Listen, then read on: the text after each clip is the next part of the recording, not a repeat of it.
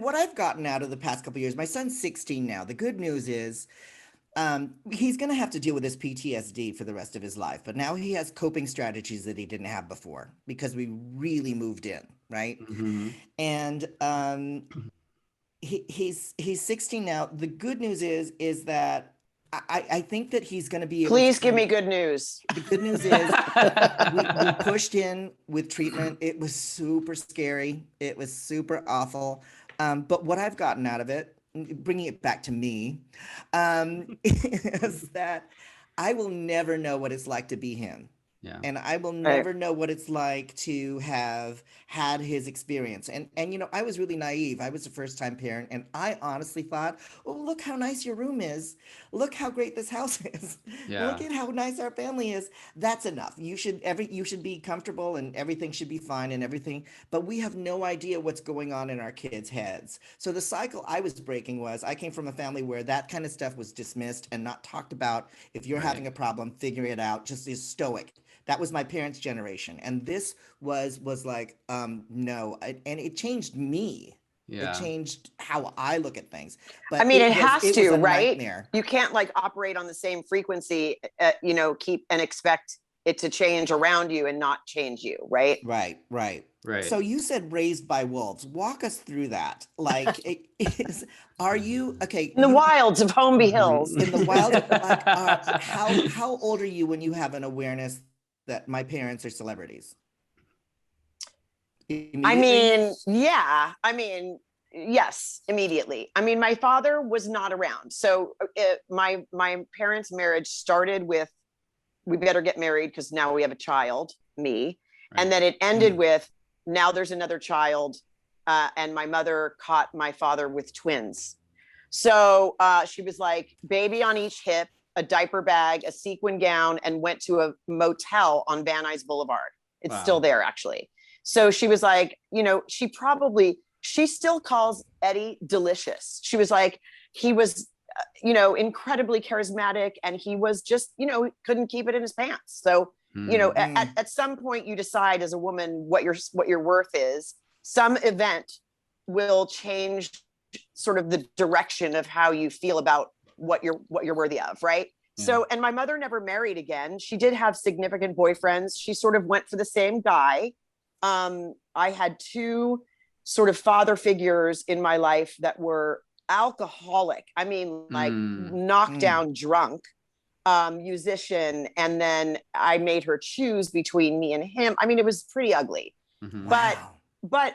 but in the mix, juxtaposed with that, was a woman who was super affectionate and generous with her spirit and her, whatever she could muster up after coming off the road and really working to sort of to support the family. And she always felt really validated by her next gig and what people thought of her and all that. And I watched that as a Right. child, and I was like, even though I wanted the same career, I didn't want that feeling. I didn't want the feeling of Mm. like I am not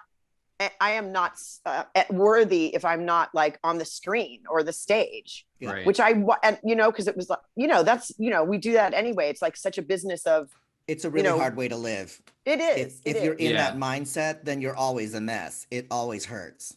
Yeah. She's still 80, almost 3 years old. And she's like, when am I going to get that Netflix show? I'm like, Mom, Right. simmer down. Which she might have any minute, but Yeah. anyway, and she's beautiful and she's crazy, and Yeah. She's gorgeous. It's so fun. It sounds to me like you grew up and the spillover of your mom's life affected you, impacted you. And it's so funny how you said, I remember going to a benefit at your mom's house years and years ago. And because we met through Steve Tyler. yeah, And I remember that the way your interaction was like, just even briefly seeing you and your mom, I was like, Jolie's the adult. oh yeah, I've been the mom since, Oh, yeah. wow. You're your mom's mom. And I have a younger sister who's 14 months younger than me, so I raised her also, and me. Oh, I wow. raised the two of us. Yeah. So, my mom's like, that's not true. I was, and I'm like, okay, you were like, you're grounded, and I'm going on the road for 6 weeks. I'm like, oh, cool. Yeah. But by the way, like I kind of turned out okay. Like I did a really good job Yeah. with me. Yeah. You know, I've had my ups and downs and dealing with, you know, womanhood, and now like how we're breaking the cycle in terms of being a mom and still having a career. I think always working throughout like a lot of their young lives made me a better mother. You know, it really did. Like they got to see me in my element, but I also didn't need to be on the set and say, this is who I am. And look at this, girls, you know, watch me, you know? Right. That's a I big don't know. cycle to break. That sounds like a really big cycle to break, that your view of work and your mother's view of work are radically different.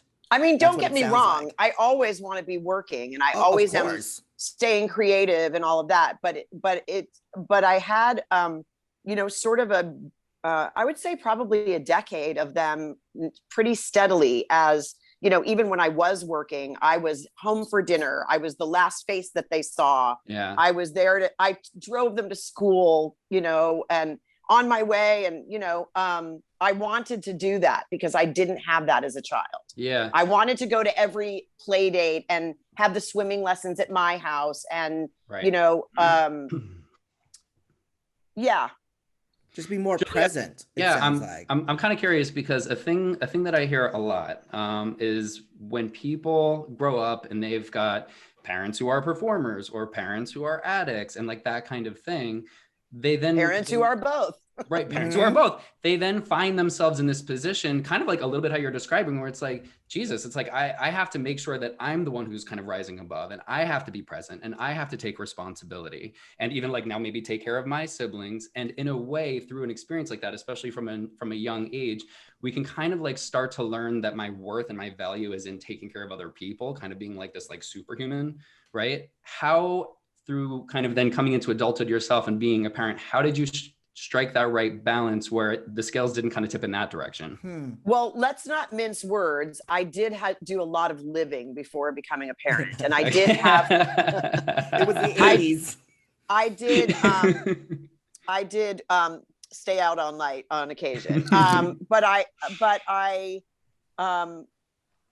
recognize that it would kill me if I didn't slow down, if I didn't focus on my career and becoming, you know, finding the person that I wanted to spend my life with and becoming a mother. So I did share in the predisposition for addiction. My sister Carrie, who we all know and we all lost tragically. It's going to be 5 years ago. 5 years? Are you Maybe kidding it's me? yeah.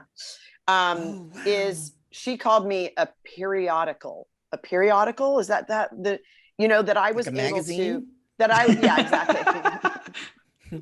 That I was able to pick up and put down and, you know, go on, you know, have a year of living dangerously and then say, oh my God, I'm doing a Broadway show. I'm going to, you know, not do anything and be healthy and that kind of thing. But it's not very sexy of a word, but I think that you know, she did talk me off a couple ledges because I knew that she would have the least amount of judgment and the most experience. So I would call her and say, I'm in New York and I'm a little bit in trouble right now. And she'd say, come home, we'll go to a meeting. You know, like she was my intervention.